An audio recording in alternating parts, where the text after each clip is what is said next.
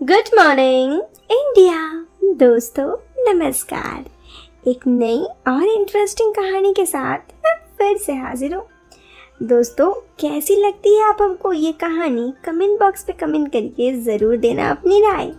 फिलहाल के लिए अब शुरू करते हैं आज की हमारी इस कहानी को। और इस कहानी को सुनते वक्त आप ईयरफोन या फिर हेडफोन का उपयोग कर सकते हैं।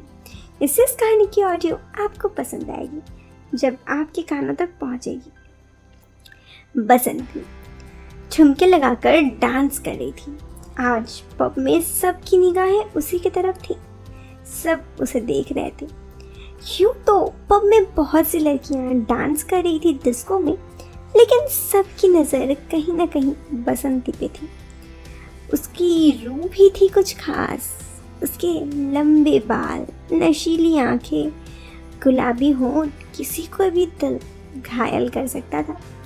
वो देखने में बड़ी ही खूबसूरत थी। कुछ लोग नोट उड़ाते तो जाकर वो पैसे ले लेती और फिर आकर वहीं डांस करने लगती। इसी तरह हर रोज उसकी जिंदगी कट रही थी। सब पब में तो बहुत सारे लोग थे आज डिस्को पे। कुछ लोग इधर शराब पी रहे थे, कोई अपने गाने में मगन थे, गाने के सुर को गुनगुना रहे थे, तो कोई सिर्फ यहाँ बसंती का डांस कर देखने आया था। बसंती अपने ही धुन में डांस किए जा रही थी, बेवजह बिना किसी की परवाह किए। इसी बीच एक आदमी भीड़ से निकल बसंती के पास आता है और बसंती के बगल में ही डांस करने लगता है। उसका बर्ताव बसंती को कुछ बिल्कुल भी ठीक नहीं लगता। वो उससे पीछा छुड़ा के दूर जाके डांस करने लगती है। आखिर डांस ही उसकी जिंदगी जो थी। खैर वो आदमी उसके पीछे पीछे वहां तक आ जाता है और उसके हाथ पकड़ लेता है। इससे बसंती को बहुत गुस्सा आता है। वो तुरंत ही उस आदमी को से अपना हाथ को छुड़ाने का कोशिश करती है, लेकिन वो आदमी काफी शक्तिशाली था।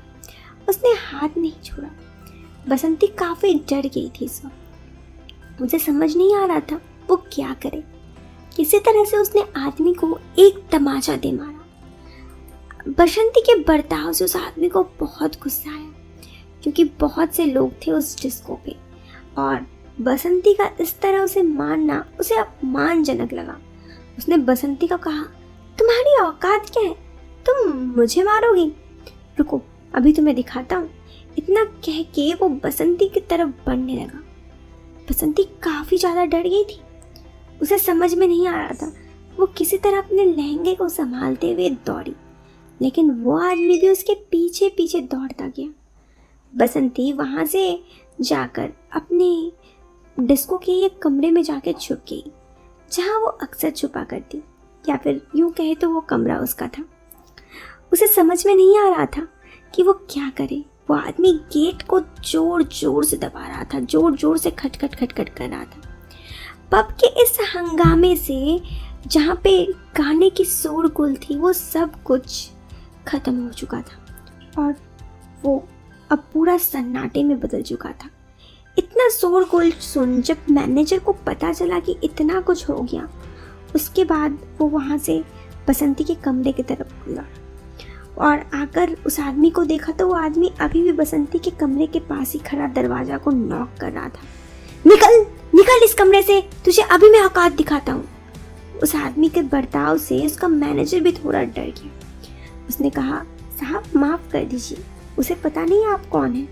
मुझे पता है उसे पता नहीं, और उसे बताना चाहता हूँ मैं कि मैं कौन हूँ। उसकी इतनी औकात, उसने मेरे ऊपर हाथ उठाया। अब देखो मैं उसका क्या करता हूँ। बसंती काफी ज्यादा डर गई थी उस वक्त, लेकिन कमरे के दूसरी तरफ से एक दरवाजा था जिसके बारे में उस आदमी को तो पता नहीं था, लेकिन वो कमरा बसंती का ही था, तो बसंती को जरूर पता था। वो उस कमरे से के उस दरवाजे से निकल अपने घर की तरफ भागी। वो काफी ज्यादा डर गई थी। भागते भागते वो अपने घर की तरफ गई, जहाँ पर उसने जाकर देखा कि उसके घर पर सब सो रहे थे। उसने शांति से सोने का फैसला किया, लेकिन उस आदमी के बारे में सोच कर ही उसे डर लग रहा था। दूसरे दिन जब वो डांस बार पहुंची तो उसने देखा वो आदमी वहीं पे खड़ा था। बसंती बहुत डर गई, लेकिन उस आदमी ने कहा डरो मत, मैं आज तुम पे कुछ करूँगा नहीं हमला, लेकिन मेरी बात सुन लो। बसंती डरते डरते उस आदमी के पास गई और उसने कहा साहब जी माफ़ कर दीजिए, मुझे आपसे ऐसा बर्ताव नहीं करना चाहिए था। बसंती की बातों पर उस आदमी ने कहा ठीक है, मेरी बात सुनो, तुम्हें आज से मेरे घर पर जाकर डांस करना होगा। अगर तुम्हें मंजूर है तो ठीक है, अगर तुम ये करने के लिए राज़ी हो तो मैं कुछ नहीं कहूँगी और तुम्हारे साथ कुछ बुरा बर्ताव भी नहीं होगा। बसंती ने कहा ठीक है, क्योंकि बसंती के पास अब कोई रास्ता नहीं था। वो वहाँ पर गई और उसने जाकर उस आदमी के साथ बैठ वो गाड़ी के अंदर घुस गई। कुछ देर गाड़ी चला, बसंती उस आदमी की तरफ ही घूरे जा रही थी। उस आदमी ने कहा डरो मत, बसंती ने कहा ठीक है। कुछ देर ऐसे ही बीता और फिर वो आदमी बसंती को अपने एक बहुत ही बड़े से बंगलों में लेके गया। उस बंगलों में जाने के बाद उस आदमी ने बसंती को कहा तुम यहीं बैठो, मैं आता हूँ। बसंती को उसकी बातों से थोड़ी डर जरूर थी। वो आदमी आया और उसने कहा बसंती देखो, सच कहूँ तो तुम्हारी खूबसूरती का मैं दीवाना हो चुका हूँ। कल मुझे तुम्हारे ऊपर गुस्सा आया भी था, लेकिन तुम्हारी कंचन काया को देख मेरा गुस्सा शांत हो गया था। मैं तुम्हें पसंद करता हूँ। ये बात सुन बसंती को बहुत डर लगने लगा। वहाँ पर अकेली थी और उसके साथ इस तरह का कुछ बर्ताव उसे काफ़ी डर लग रहा था। उसने कहा सर आप मुझे गलत समझ रहे हैं। वो आदमी बसंती की तरफ आगे बढ़ रहा था। बसंती काफ़ी ज़्यादा ही डर गई थी।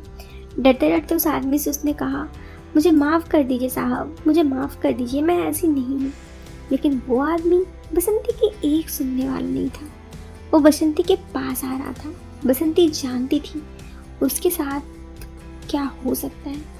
वो काफ़ी ज़्यादा डर गई थी और उसने इसी डर के कारण वहाँ से फिर भाग निकली और वो अपने घर आ गई। वो समझ चुकी थी अगर यहाँ पर उसे रहना है तो उस आदमी से बच कर रहना होगा, लेकिन वो यहाँ से जाए कहाँ।